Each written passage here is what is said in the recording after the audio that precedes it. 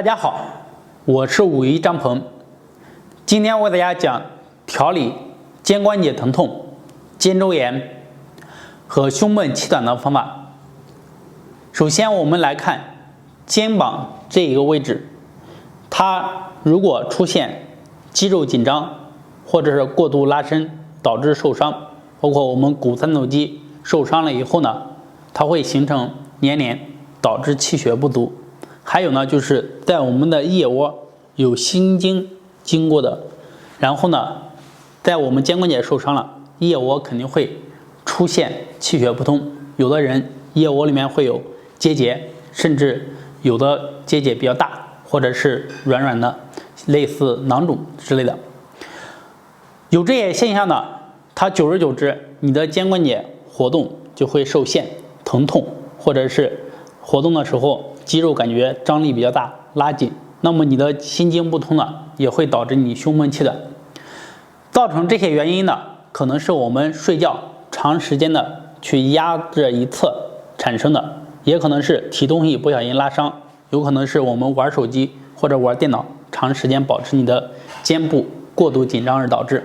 今天为大家讲一个特别简单的方法来调理以上这些问题，效果非常好，跟着我一起学习和练习。首先呢，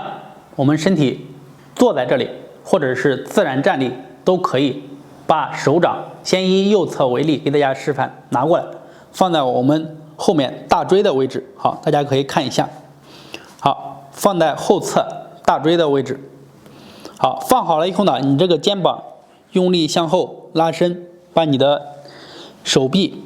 然后往后拉伸。好，拉伸开，肌肉打开，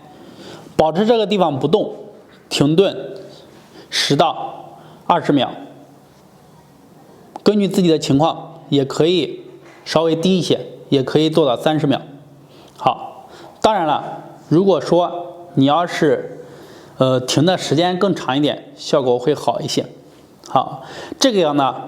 动作调理我们的肩关节疼痛、肩周炎效果非常好。好，拿过来。当然还有胸闷气短这个问题怎么做呢？我们把它打开以后，你这个腋窝打开了，用手可以拿过来，然后轻轻的给它去做按摩，根据自己的情况用力度。如果说你的腋窝有结节，然后把这些结节疼痛点都给它疏通开。好，我们可以把手臂拉伸的时候你去做按摩。好，要是能承受，时间可以长一点，不能的话就是拿过来慢慢的放松下来。好，再继续做。好，手继续做按摩腋窝。这样的话，你的肩关节的肌肉拉开了以后呢，放松下来，气血通畅，肩膀疼痛、肩关节疼痛、肩周炎都能得到很好调理。我们的手进行按摩腋窝的同时，可以帮助我们疏通腋窝的气血，疏通心经，那么你胸闷气短的问题也能得到很好的调理。好，如果说你有以上这些问题呢，可以坚持做一做，根据自己的身体情况选择做的次数和时间，循序渐进的来。今天呢就为大家讲到这里，大家如果对养生运动还有什么疑问，可以在下方评论留言或者私信和我进行交流，谢谢。